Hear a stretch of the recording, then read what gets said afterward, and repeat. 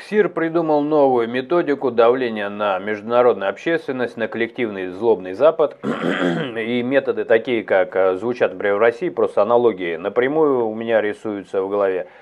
Он теперь спекулирует тем, что перережет интернет. Да, вот так вот, один в один, прям как все как в России. Через него проходит огромная часть трафика между Европой и Азией, а повреждение этих линий связи может привести к масштабным сбоям цифровых систем. Короче говоря, разобрал я это поподробнее, что они действительно могут, что не могут, и какие конкретно страны могут оказаться в сложной ситуации, повредятся облака, то есть такой сбой будет. Но прежде чем это сделать, обратите внимание, это лишний раз подтверждает, что у них нету лидерства, то есть нету лидера ни духовного, ни какого-то юридического, там, президента или кого-то, кто мог бы быть гарантом переговоров. И они действуют чисто как банда, либо надо принять, что у них есть духовный лидер, и, возможно, этот лидер находится где-нибудь в России. Ну, где много мечетей понастроили, хотя это неестественно. Но я к чему? К тому, что очень пересекаются явно не то чтобы интересы даже России или политическое взаимоотношения. Здесь просто такие же действия, как в России. Отрезание интернета, спекуляция нефтью. То есть, ну, просто вообще больше ничего. Вот только вот эти темы. Вот мне это как-то бросилось в глаза, не знаю, бросилось вам или нет, но давайте теперь разберемся, насколько это действительно опасная такая угроза.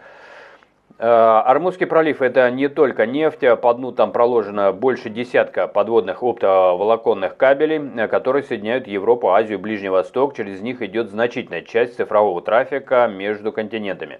В начале мая две иранские новостные службы, близкие к корпусу стражей исламской революции, Фарс и Тасним, опубликовали материал, где предложили Тегерану начать брать деньги за эти кабели. Здесь еще важный момент, опять же, ассоциация, извините меня, до боли бросается в глаза. То, что это публикуется не от каких-то официальных представителей, там записали какой-то текст, сказали, а через, скажем так, да, такой, ну, типа новостной эшелон, то есть через СМИ. Но это все равно как говорить о том, что сказал Путин, цитирую Соловьева, например. Ну, это просто уже приелось, уже надоело. И здесь мы видим то же самое. То есть СМИ сообщает, в какой-то момент кто-нибудь может сказать, ну мало ли там что СМИ. Ну помните, как Путин, например, сказал, что да этот Песков что-то там наболтал, я вообще не знаю, что он там несет, вообще ничего не понял. Очень удобная методика. То есть, с одной стороны, все уже отвечают Соловьеву, лидеры европейских стран, я уже не знаю, что у них с умственной полноценностью, но кто это такой Соловьев, там Киселев, кто это? Но с ними же разговаривают. Скоро с Бонней начнут разговаривать на высшем политическом уровне. Это, конечно же, выглядит печально. Но это и есть результат вот этой хитрости. То есть, говорить не сам лидер или какое-то ответственное лицо, а какая-то, я просто не пойми кто. Не пойми кто от его имени. Это просто такая, знаете, испорченный телефон, но только искусственно созданный. Или как у Райкина было в миниатюре, запустить дурочку. Вообще не пойми кто, какой-то Зайцев, это вот у Райкина было. Ну, Зайцев какой-то что-то написал, какие-то колеса и насосы. Но возвращаемся к теме. Итак, то есть избито это из советских времен, но вот все мы это наблюдаем. Здесь очень важно отметить, то, что это не какое-то официальное заявление, а написали, типа со своих источников из КСИР. Ну, я думаю, что имеет отношение к СИРу, но ему это не предъявишь.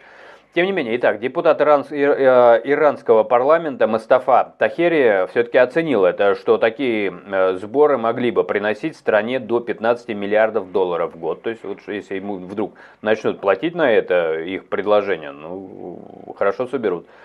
Они предложили три вещи: выдавать разрешения и брать разовые и ежегодные платежи, обязать крупные IT-компании работать по иранским законам и отдать, по шариату еще жить порекомендуйте, и отдать обслуживание кабелей только иранским фирмам. Замечательно. На прошлой неделе военный представитель Ирана Ибрагим Зальфаагари написал в X открыто: «Мы будем брать плату за интернет-кабели». В материале проскользнула мысль, что если компании откажутся платить, то трафик может быть нарушен, хотя прямой угрозы перерезать кабель пока не звучало. Ну, все это как-то уже оскомину набило, но, правда, в другой стране. Google, Microsoft, Amazon, Meta и другие крупные игроки действительно участвуют в консорциумах, которые прокладывают такие кабели в регионе. Эксперты отмечают, что не все кабели, естественно, проходят именно по иранским территориальным водам, многие ближе к Оману. Но сам факт, что Иран начал об этом публично говорить, уже создает новую головную боль для всей цифровой экономики.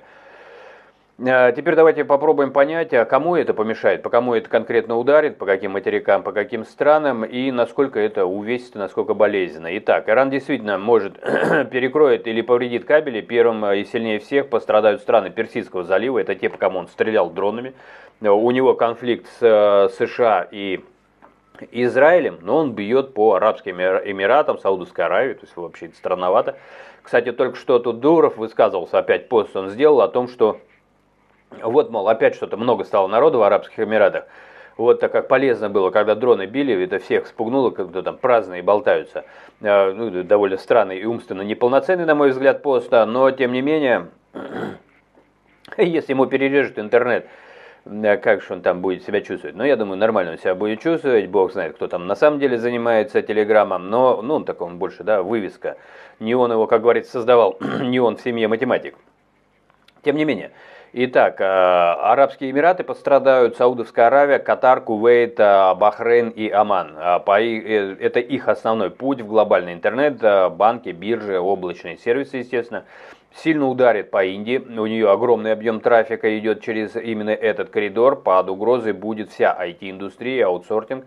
Ну, то есть потери серьезные. Дальше эффект пойдет уже в Европу и всю Азию, от Сингапура до Франкфурта. Пострадает и часть Восточной Африки. А вот про полное отключение большинство кабелей проложено все-таки не в иранских водах, а в оманских территориальных водах, чтобы избежать проблем с Ираном. То есть заранее думали об этом. Иран физически может повредить только часть из них, в основном Falcon и GBI.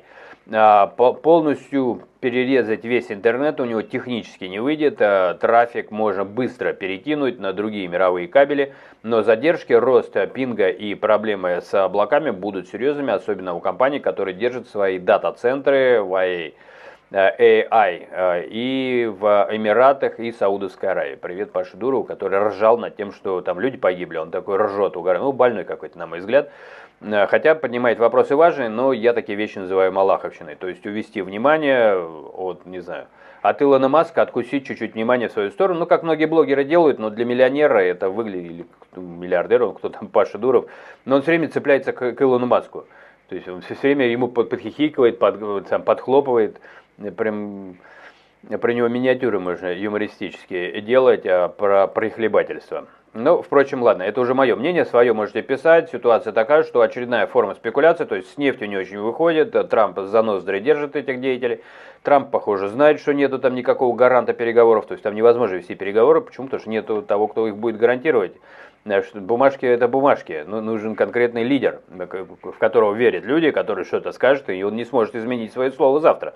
Такого, похоже, в Иране сегодня нет, поэтому идет вот эта серая борьба, там делаются большие деньги, я полагаю. Всякие Паши Дуровы, всякий бред несут про то, что как хорошо, что ударили дроны. Я серьезно, он вот такой пост выкатил, я его даже не цитировал, потому что некоторое время замер, читая эту шизофренически маниакальную какую-то психопатию. Причем это очень напоминает посты некоторых деятелей, сбежавших из России в те же Арабские Эмираты. Ну такая, знаете, ну вот именно уровень отсутствия эмпатии. Ну, то есть психопатия это самое, то есть совершенно, то есть там люди гибнут, то есть над этим не шутят хотя бы так грубо, даже если черный юморок, то все равно должен быть какой-то юморок. А ему типа плохо, вот опять понаехали, надо бы опять дроны. Мне знаете, что он напомнил своим высказыванием? Я немножко отвлекаюсь, но это очень важно, раз уж я его зацепил слегка вскользь. Это в свое время в России одна журналистка такая была, она высказалась, что мало, короче, кожу снимали, там Эльза Кох, самая мадам Абажур, что мало, надо с либералов больше снимать там кожи, это была Скобейда, по-моему. Вот, но ее как-то немножко отодвинули, все равно не выкинули из журналистики, понятно, где живем, но как-то у нее карьера здорово притухла. А Паша Дуров вот просто практически то же самое делает. То есть на полном серьезе он как-то... Ну, в общем, я его, возможно, не очень понял. Пишите, что думаете, такая новость, будьте, не то, что будьте осторожны, здесь не про осторожность речь, я думаю, все это, конечно, латается и исправляется, если даже по какому-то интернету это ударит.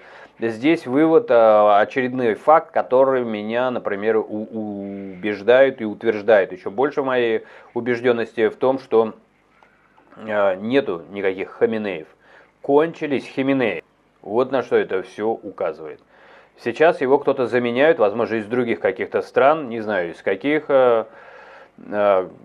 которые которые ведут себя что-то очень похожим образом. Кто там кому глава, непонятно, но механики, методики схожи. Увидимся, берегите себя.